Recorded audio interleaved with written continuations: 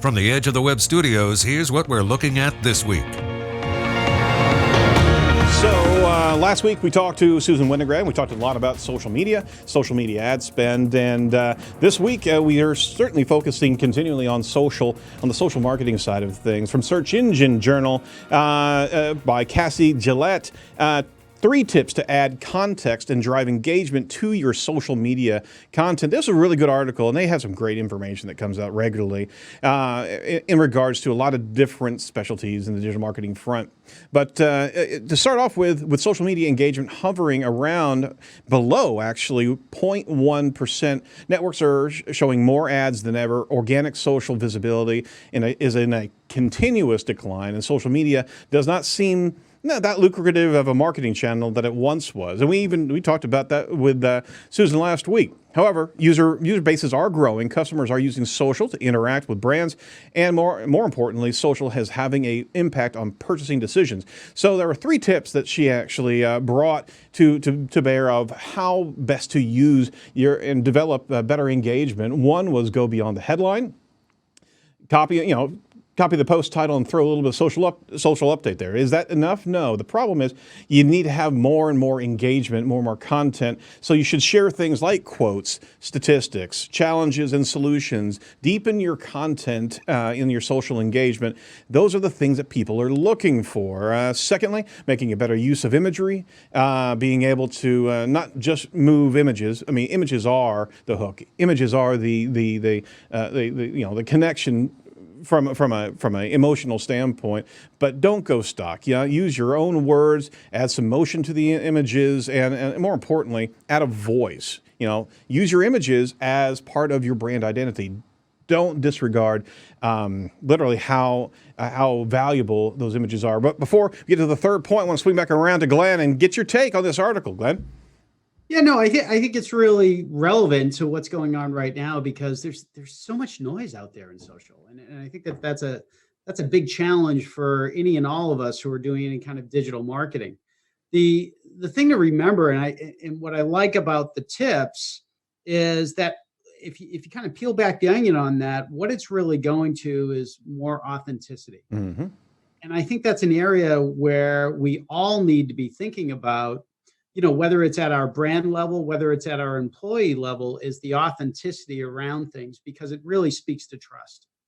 And trust right now is one of those things where people are not going to react to things that feel like, to your point, like stock photography. Right.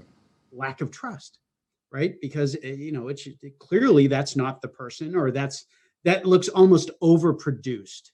When you have things that are overproduced, what happens? It just becomes noise now. So the things that actually are getting attraction are the things that look like they're not produced. Mm-hmm. It's the authentic content that comes across, whether it be, what we're doing right here. This is authentic. You and I are having an authentic conversation. No, I'm just a cardboard cutout. Keep on going. No, but what you can do from an authenticity point of view is a challenge for marketers, right? Mm-hmm. If you think about it, marketers have to deal with sourcing and creating content for a big chunk of their time.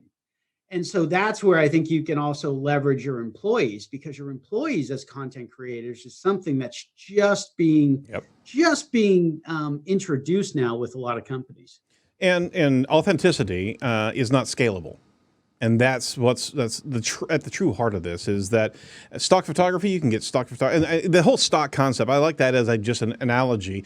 Your content can be stock, your text can be stock, your quotes can be stock, and customers, by and large, can sniff that out regularly. And they can see it's BS because they know that you haven't put enough time into it, which means that the authentic connection, the use of true imagery that gets to your why, the use of white space, which was the third point here of not just having a glut of content or a paragraph that somebody has to sift through, but bullet it out. And we've got, the ability to engage, but also lighten the load on a consumer and be able to deliver a much better message as long as you think through it. I mean, these are great points, but it all gets back to authenticity, doesn't it? Yeah, and Aaron, you brought up something which I thought was super important, and that is voice. And a lot of times things are missed in voice, because if you think about it from an employee perspective, an employee doesn't just want content that's been written for the brand's social media Mm. assets. They want content that's speaking from their point of view. They want to say things from their point of view. They want to be able to do things from their point of view. So Yep. that is something that oftentimes is missed with any kind of digital marketing strategy, is the voice aspect. Yeah, absolutely. So certainly recommend everybody looking at that article. Another article from Search Engine Land. And this is actually in reference to our guest last week, Susan Winograd. She was actually at SMX and presented a great presentation that we unpacked last week. Facebook ads aren't what they used to be, so it's time for a smarter social ad buying. So Taylor Peterson actually gave a great piece of information over at Search Engine Land. It really encapsulated what Susan talked about, and it was really talking about very similar to what we were saying from the last article, the oversaturation of advertising. Customers are numb to the ads, and creative is at the core of being able to excel in the ad space. And unless you're nimble and unless you're actually measuring the data and learning from the data, because it's not just about a conversion anymore, it's about getting that experience and buying that data. So segmenting your audience, UTMing the heck out of it. That's what we talked about last week. Very enjoyable conversation, but it's a great synopsis of the point here. And from a content standpoint, employees and customers alike, they are wanting to see creativity, and they also want to be able to see authenticity as it comes out of a brand. I think that's a really important piece here, is the ability now for a company to actually leverage its assets. Mm-hmm. So if you're looking for authenticity out of a brand, Yeah. what better place to look than your subject matter experts? Amen. You have subject matter experts within your company, but your chances are marketing isn't leveraging them as much as they could be, in terms of, typically they might be asking them, "Hey, can you write this white paper? Can you help us understand how this thing works?" Right. But you can also leverage them in a way that, marketing is typically doing some level of listening, right? And they see a conversation that is going on out there by maybe an influencer out there in the marketplace.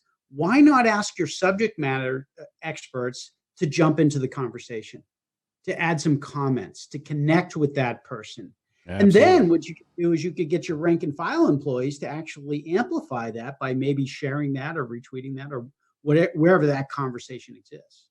No, you're absolutely right. So, I mean, the smart companies are going to be mining this content, looking for their own internal SMEs, but they got to be creative, and they got to also measure. You just can't throw stuff out there and hope that it sticks anymore, because the buyer is quite aware. Third article, and this is really the next tee up for our conversation here, from Mary Meeker over at Marketing Land. Social media usage is flat globally, and there's a graphic on the screen. Mobile ad spend continues to climb. Daily social media usage increased by just 1% year over year, according to the annual report that they brought to bear here. More than 50% of the population is now online. Between 2009 and 2018, the percentage of global internet users has grown from 24 to 51%, more than doubling in just under 10 years. According to the report, there are now 3.8 billion global internet users. That's an amazing statistic right there. That half of the planet is online and have accounts, up 6% year over year. Of all the people going online, more than a quarter of internet users fit into the constantly online category, from 21% in 2015. Not surprisingly, 63% of the adults say that they are trying to limit their personal smartphone use, which is not a bad piece of advice. And of course, we're a digital marketer, and that's probably shooting myself in the foot. But point is that the growth has stalled.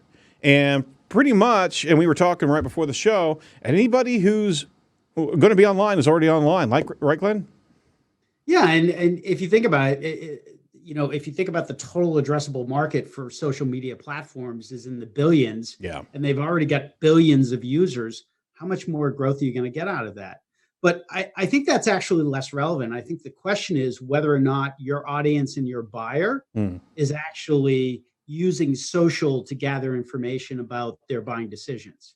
And I think from that point of view, you can rest assured that there's probably some social network out there Yeah. that they are leveraging. Yeah, absolutely, absolutely. And the report or the story goes on to demonstrate at 22% growth in ad spend is continually strong. So the ad buy is going to continue to grow.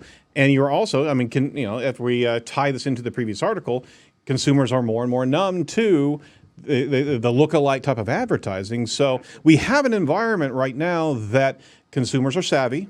They know when they're being spun. They know when you've got stock advertising coming at you. So the game is set for a whole nother, I would say, a renaissance of authentic, no BS marketing. And on top of that, it's not really scalable. You can't do that and repeat it. You have to have a reduced amount of type of messaging and be able to have it advocated by your tribe. And we're about to talk about this. The employees are one of the top advocates in that market space, right?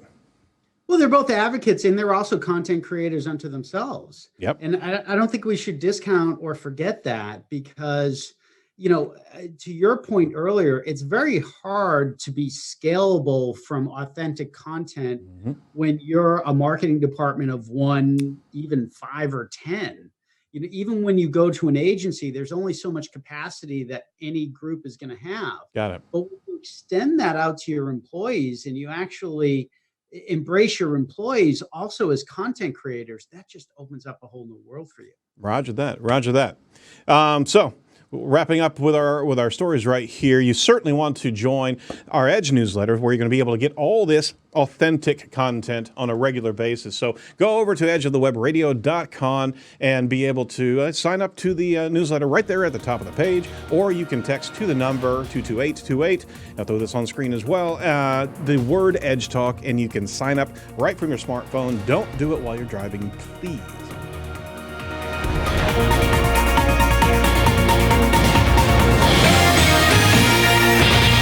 Thanks for watching. If you'd like to see more of our content, or especially more of this week's featured guest, including a full-length interview, head on over to YouTube and search for Edge of the Web. Be sure to like, subscribe, and hit the bell if you want to see digital marketing news as it happens.